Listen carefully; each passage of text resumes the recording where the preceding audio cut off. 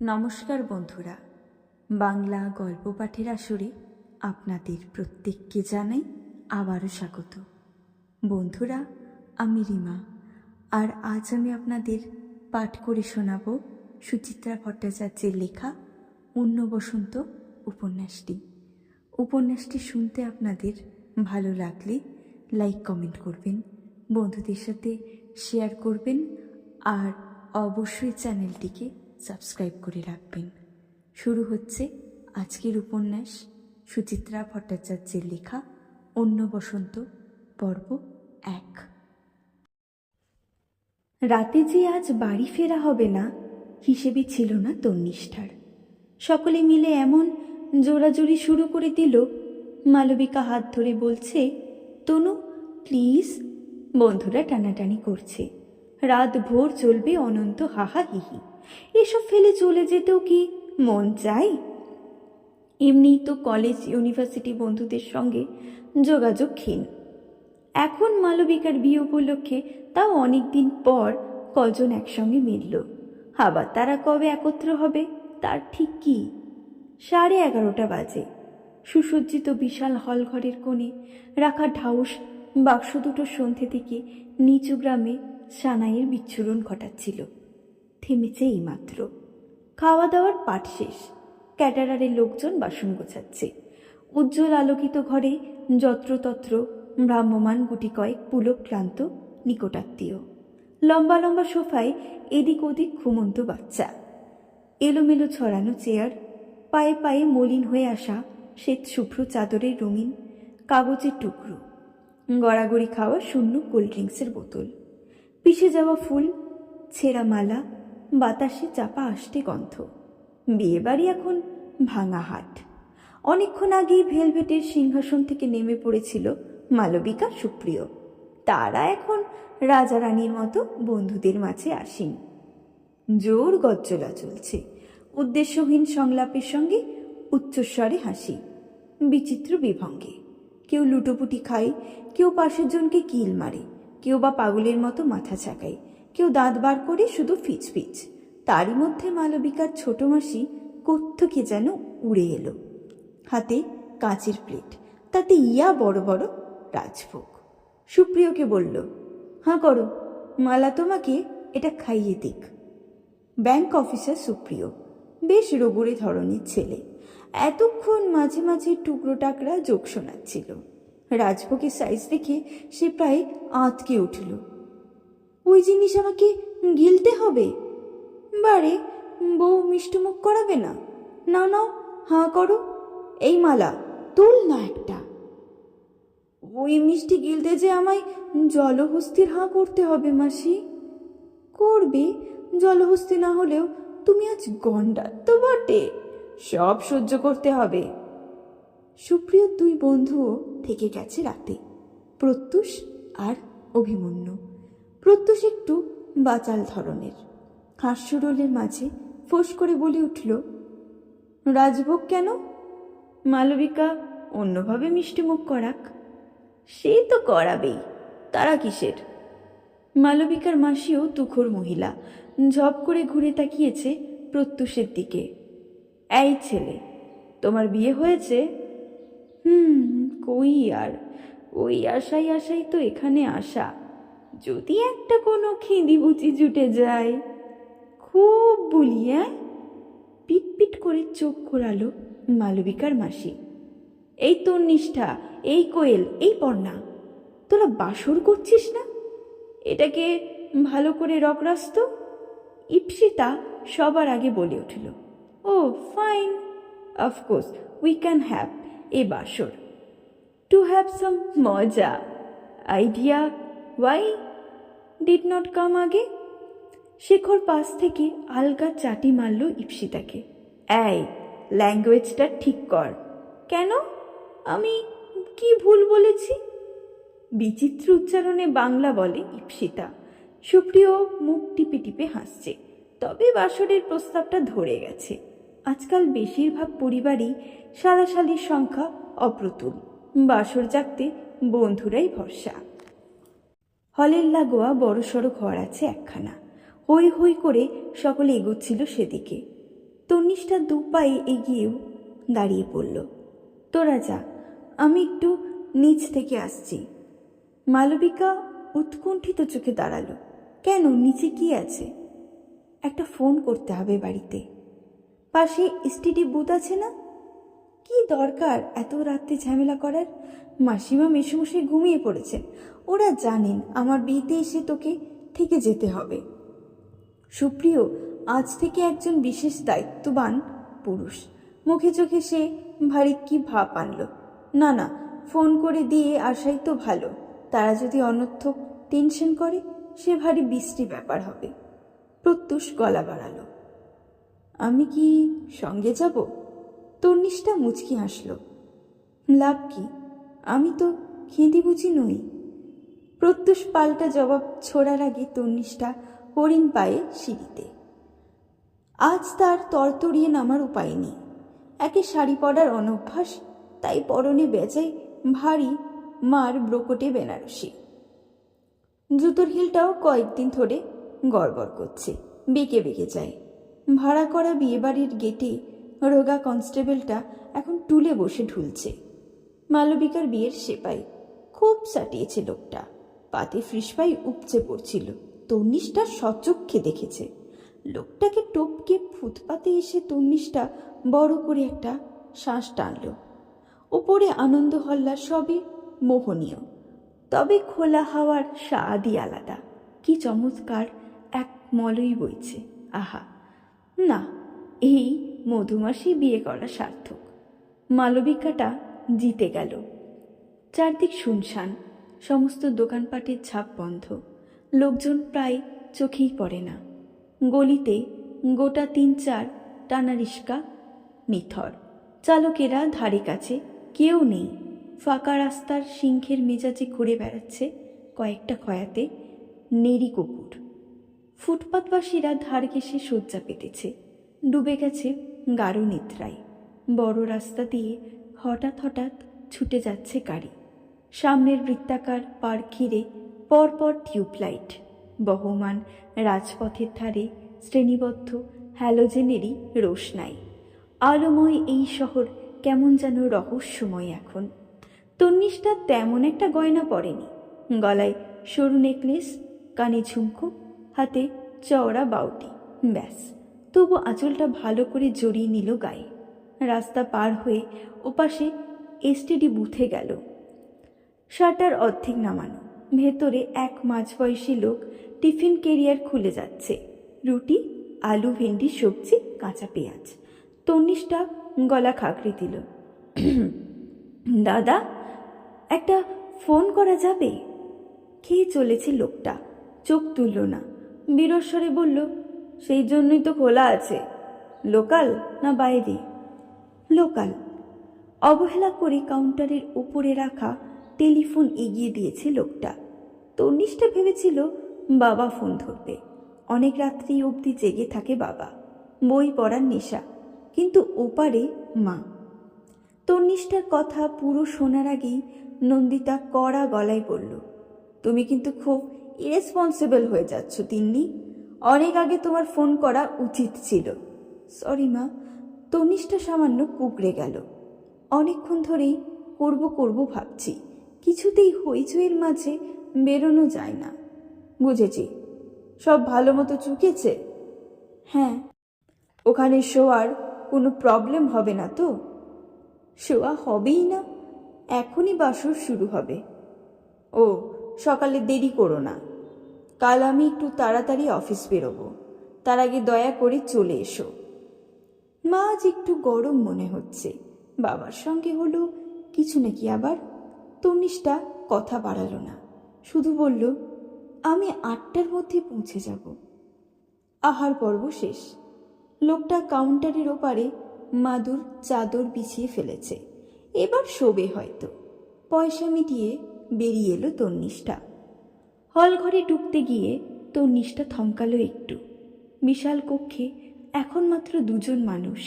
মালবিকার বাবা কেটারারের সঙ্গে বসে হিসেব নিকেশ করছেন। কি যেন বলছে ক্যাটারার ভদ্রলোক। দুদিকে জোরে জোরে মাথা নাড়ছেন মালবিকার বাবা। মৃদু তর্কাতর্কি হচ্ছে যেন। অনুষ্ঠান চুকলেও কত যে ঝঞ্ঝাট থাকে। তন্নিষ্ঠা সরে এলো। বাসর জমজমাট। পর্ণা গান গাইছে খোলা গলায়, নজরুল গীতি। সই ভালো করে বিনোদ বেনি বাঁধিয়া দেয়।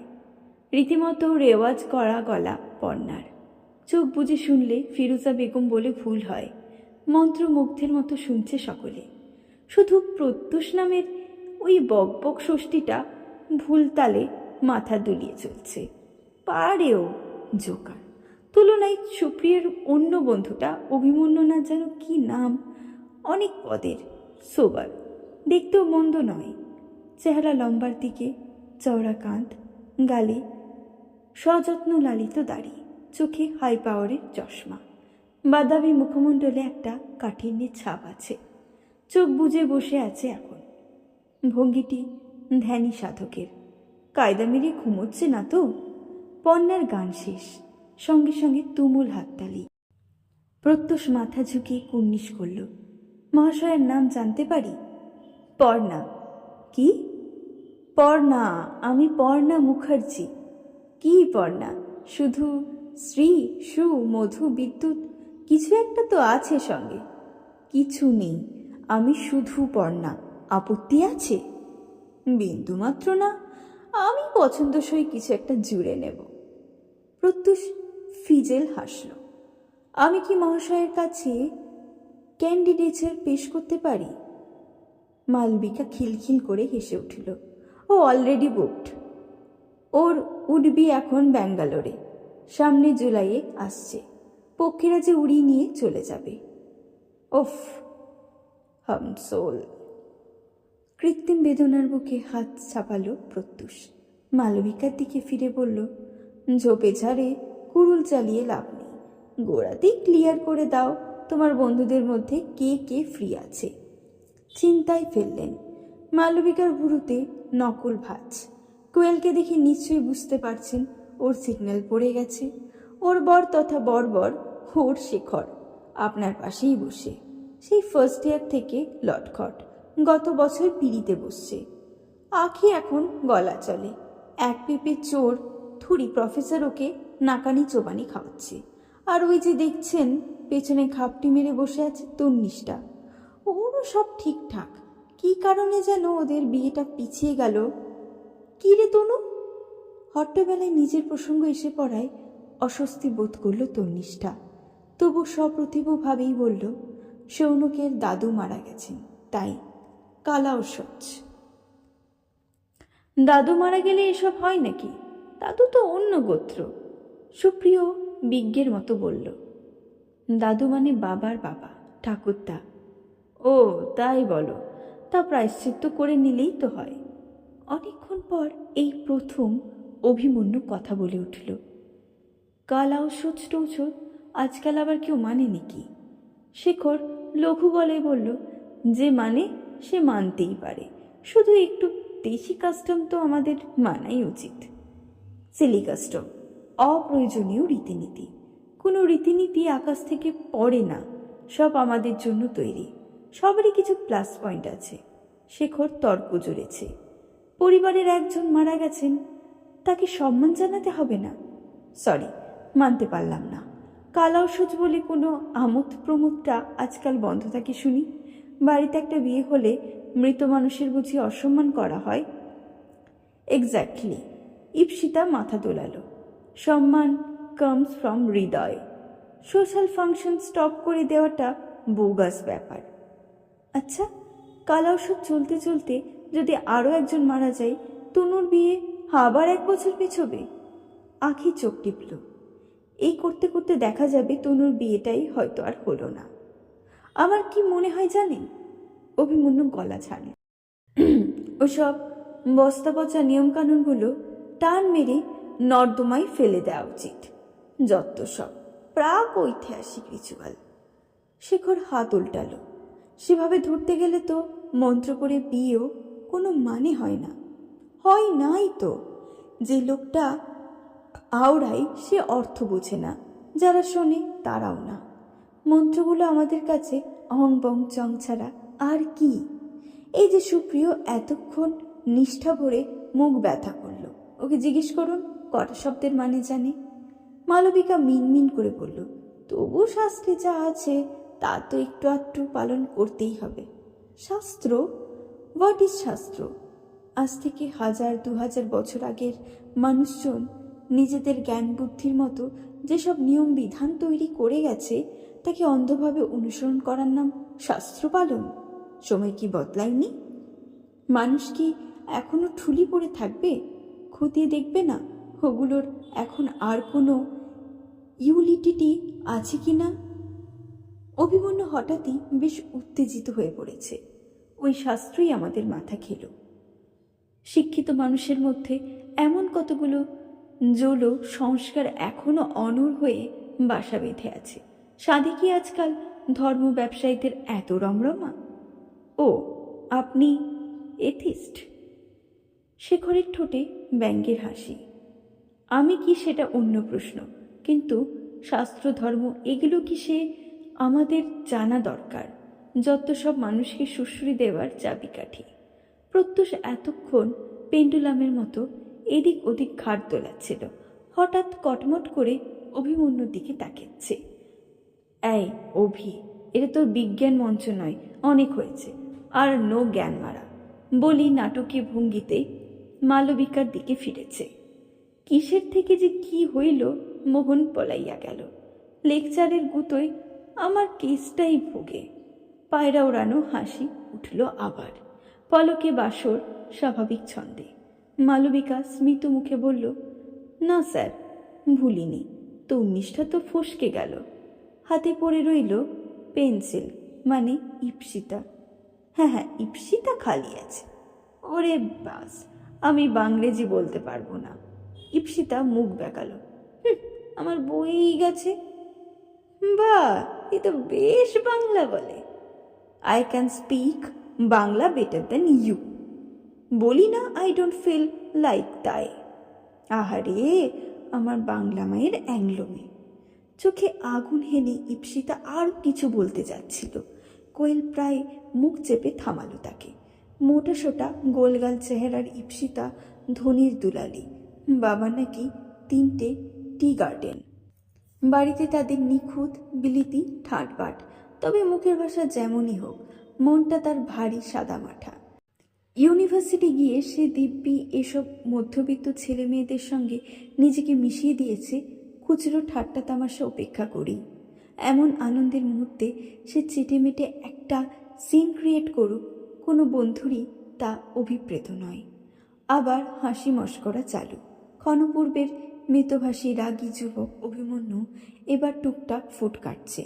তারই ফাঁকে ফাঁকে চলছে মালবিকা আর সুপ্রিয়র চোরা সুপসারি সংলাপ। দুটিতে বেশ ভাব হয়ে গেছে। মালবিকার চন্দন শোভিত মুখে তৃপ্তির ছাপ দেখে ভালো লাগছিল তন্নিষ্ঠার। সম্বন্ধ করে বিয়ে, মালবিকা মনে হয় সুখীই হবে। পুরনো কথা উকি দিচ্ছিল তন্নিষ্ঠার মনে। বড়সড় একটা ল্যাং খেয়েছিল মালবিকা ইউনিভার্সিটিতে পড়ার সময়। অনিন্দ বজ্জরটার সঙ্গে বেশ একটা মাখো মাখো ব্যাপার ঘটেছিল মালবিকার। ক্যান্টিন, কফি হাউস, গঙ্গার পাড়, সিনেমা হল, নন্দন চত্বর, সর্বত্রই মালবিকা আর অনিন্দ। বলা নেই কওয়া নেই, অনিন্দ দুম করে কেটে পড়ল অস্ট্রেলিয়ায়। মাঝে 1-2বার এসেছিল, মালবিকার সঙ্গে যোগাযোগ করেনি। কিছু নিশ্চিন্ত হয়েছিল, মালবিকা মুখ ফুটে বলে না। মাঝে কেমন করে বিষাদ প্রতিমা হয়ে গিয়েছিল মেয়েটা। সুপ্রিয় নিশ্চয়ই মালবিকার মন থেকে আনন্দকে মুছে ফেলতে পারবে। পর্ণা আবার গান ধরেছে, সমবেত দাবিতে হিন্দি ফিল্মি গান, তবে ছন্দটি ভারী সুরেলা। আলাপচারিতার সঙ্গেও চলছে নিচু পর্দায়। শেখর MA করার পর প্রাইভেট ম্যানেজমেন্টের কোর্স করছিল, সঙ্গে সঙ্গে সফটওয়্যার ট্রেনিংও। চাকরি পেয়েছে নামি ফিনান্স কোম্পানিতে। অফিস তার ধ্যান জ্ঞান। এই বাসরের সে অফিসের সমস্যা সাতকাহন করে শোনাচ্ছে সুপ্রিয়কে। বোজদারের মতো মাথা নাড়ছে সুপ্রিয়, বোধহয় পরামর্শও দিচ্ছে। কোয়েল সম্প্রতি ঢুকেছে এই কুরিয়ার সার্ভিসে। ফিসফিস করে আঁখিকে স্যালারির অঙ্ক শোনালো। তেমন একটা বিশাল কিছু নয়, তবু মুখটা ফ্যাকাশে হয়ে গেল আঁখির। স্বাভাবিক, আঁখি অনেক বেটার স্টুডেন্ট ছিল, এখন বেহালার দিকে এক কলেজের পার্ট টাইমার লেকচারার। হাতে যা পায় শুনলে ঠিকেঝিরাও হাসবে। তন্নিষ্ঠা ছোট্ট শ্বাস পড়ল। তার তাই বা জুটছে কই? এমএ হলো, বিএড হলো, তবু গতবার নেট সেট দুটোতেই বসেছিল, কোয়ালিফাই করতে পারেনি। এ বছর যদি লেগে যায়। রাত বাড়ছে, এবার শুরু হয়েছে ঝিমুনির পালা। উচ্ছ্বাস অনেক কমে এসেছে ঘরে। প্রত্যুষ পর্যন্ত হেলান দিয়েছে তাকিয়ায়। বেশ বোঝা যায় জোর করে চোখ খুলে রেখেছে। মালবিকার ঘাড় হেলে গেছে সুপ্রিয়র কাঁধে। ইপ্সিতা চোখ কচলাচ্ছে, ঘড়ি দেখছে ঘন ঘন। শেখর আর অভিমন্যুই শুধু জাগ্রত, হাত পাক নেড়ে কথা বলছে কুটুর কুটুর। ওইসব ধর্ম আর শাস্ত্র নিয়ে গম্ভীর আলোচনা বোধ হয়। আঁখি আর কোয়েল গুটিসুটি মেরে শুয়ে পড়ল। তন্নিষ্ঠারও চোখ লেগে আসছিল। ঘুম তাড়াতে উঠে গেল হল পেরিয়ে ব্যালকনিতে। বড় বড় হাই তুলল কয়েকটা, আলমোড়া ভাঙল। বিয়ে বাড়িতে এই সময়টা খুবই বিশ্রী। এই বাড়িতে আরও একটা ঘর আছে, সেখানে আত্মীয় স্বজনরা ঠাসাঠাসি করে শুয়েছে। কোথায় যে এখন যাই তন্নিষ্ঠা? ধুত, বাড়ি ফিরে গেলেই হতো। বাসর থেকে বেরিয়ে এসেছে ইপ্সিতা, সঙ্গে কোয়েল, শেখর। ইপ্সিতা চেঁচিয়ে ডাকল, এই তনু, উই আর লিভিং ইয়ার। এত রাতে বাড়িতে বলে রেখেছি লেট নাইটেও ফিরতে পারি, সে কোথায় ড্রপ করে দেবে। If you like I can drop you also at your bari. লোভনীয় প্রস্তাব, কিন্তু না, ঝঞ্ঝাট অনেক। তাদের ফ্ল্যাট বাড়ির কম্পাউন্ডের গেটে তালা পড়ে গেছে। দারোয়ানকে জাগাতে যান নিকেল হয়ে যাবে। তারপর আবার বাড়ি ফিরে গিয়ে বেল বাজাও, ঘুম থেকে তোলো। তন্নিষ্ঠা মাথা ঝাঁকালো, না রে, আমি পর্ণা আঁখিদের সঙ্গে ম্যানেজ করে নিচ্ছি, সকাল হলেই বেরিয়ে পড়ব। শেখর কোয়েল হাত নাড়ল, কাল আসছিস তুই বাসি বিয়েতে? দেখি, আমাদের তো হচ্ছে না, পরশু তাহলে দেখা হবে, বাই। ইপ্সিতাদের পদশব্দ মিলিয়ে যেতেই পায়ে পায়ে হল ঘরের সোফায় এলো তন্নিষ্ঠা। পাখার হাওয়ার ঠান্ডা লাগছে অল্প অল্প। শাড়িটা ভালো করে সাপটে নিল গায়ে, পা ওঠালো সোফায়, হাঁটুতে মুখ গুজেছে। সব ঘোর মতো এসেছে, দেশলাই জ্বালানোর আওয়াজ। তন্নিষ্ঠা চমকে তাকালো। অভিমন্যু সিগারেট ধরাচ্ছে। পোড়া কাঠি কোথায় ফেলবে ভেবে পাচ্ছে না, পকেটে পুড়ে ফেলল। প্রায় সঙ্গে সঙ্গে তন্নিষ্ঠার চোখে চোখ পড়েছে অভিমন্যু। অপ্রস্তুত মুখে হাসল, এখানে কেন? ঘরে গিয়ে শোও না। বেশ পাকা আছে তো ছেলেটা, সামান্য চেনাতেই অবলীলায় তুমি তুমি। তন্নিষ্ঠাও ইচ্ছে করে তুমি বলল, ওটা তোমাদের ঘর? গেস্ট রুম, আমি এখানেই ভালো আছি। তোমার বন্ধুরা কিন্তু ওখানেই লুটিয়ে পড়েছে। ওরা পারে, অপরিচিত লোকেদের মাঝখানে আমার ঘুম হয় না। অভিমন্যু কাঁধ ঝাঁকিয়ে হাসল, আমারও সেম কেস, আমিও তো ওই জন্য। হল ঘরে আরও কয়েকটা ফাঁকা সোফা, সেদিকে ইঙ্গিতপূর্ণ চোখে তাকালো তন্নিষ্ঠা। বুঝিবা বলতে চাইল, আমি কিছু মনে করব না, তুমি স্বচ্ছন্দে কোথাও একটা বডি ফেলতে পারো। ইশারা টিশারা বোঝার ধারই না অভিমন্যু। সামনে এগিয়ে এসেছে। প্রত্যুষটা আজ খুব জ্বালালো তোমাদের, তাই না? একটুও না। তন্নিষ্ঠা পা নামিয়ে সোজা হয়ে বসল। ওরকম কেউ না কেউ থাকলে বিয়েবাড়ি জমেই না। হ্যাঁ, ও একটু ফানি আছে। ভালো তো, হুকোমুকো হ্যাংলা তো নয়। অভিমন্যু যেন কথাটা ঠিক সহজভাবে নিতে পারল না। কাচুমাচু মুখ করে বলল, কেন? আমি তো হাসি। আমি তো তোমাকে মিন করিনি, ইন জেনারেল বলছি। ও তাই বলো, আমি ভাবলাম। কয়েক সেকেন্ড কি যেন চিন্তা করল অভিমন্যু, তারপর বলল, তখন কালাও সজের এনগেজডে বললাম বলে তুমি কিছু মাইন্ড করনি তো?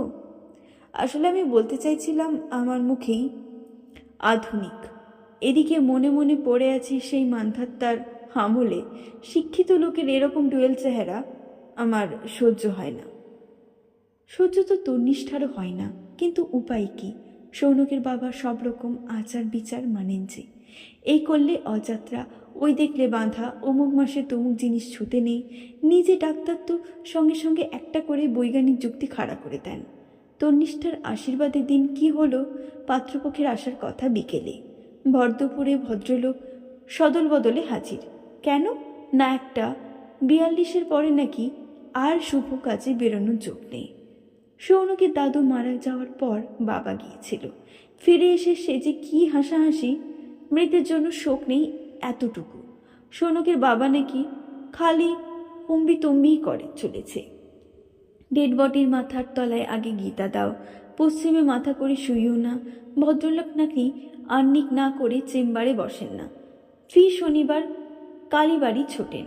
সৌনক আবার গর্ব করে বলে, আমার পিতৃদেব ডাক্তার সুকুমার রায়চৌধুরী, কিন্তু অত্যন্ত গোড়া মানুষ।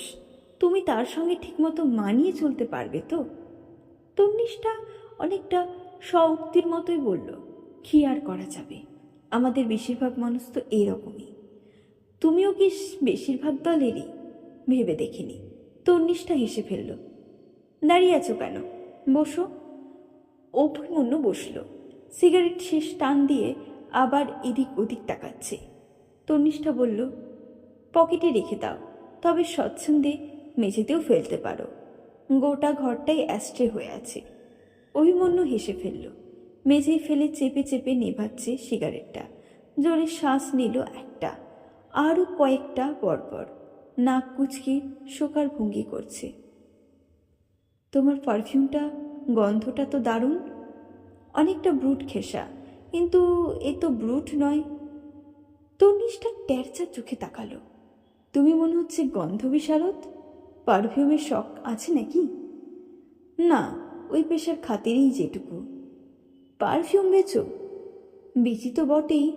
অভিমন্যু চোখ ছোট করে মুখ টিপে হাসছে, ভঙ্গিটি বিচিত্র। বলল, অল্প স্বল্প বানাইও। ঈষৎ চমকালো তন্নিষ্ঠা। তোমার পারফিউমের ফ্যাক্টরি আছে? হ্যাঁ, তাও বলতে পারো। যেন বাচ্চা মেয়েকে বোঝাচ্ছে এমন ভঙ্গিতে কথা বলছে ছেলেটা। কারখানা একটা আছে, 12x12 একটা ঘর, 3 জন কর্মচারী, 2টি মেশিন। চলে তোমার পারফিউম? মার্কেটে দেখেছি।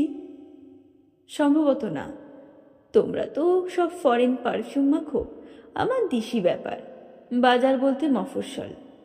অভিমন্যু আবার নাক টানল। তোমার গন্ধটা বেশ লাগছে, ভাবছি চুরি করব।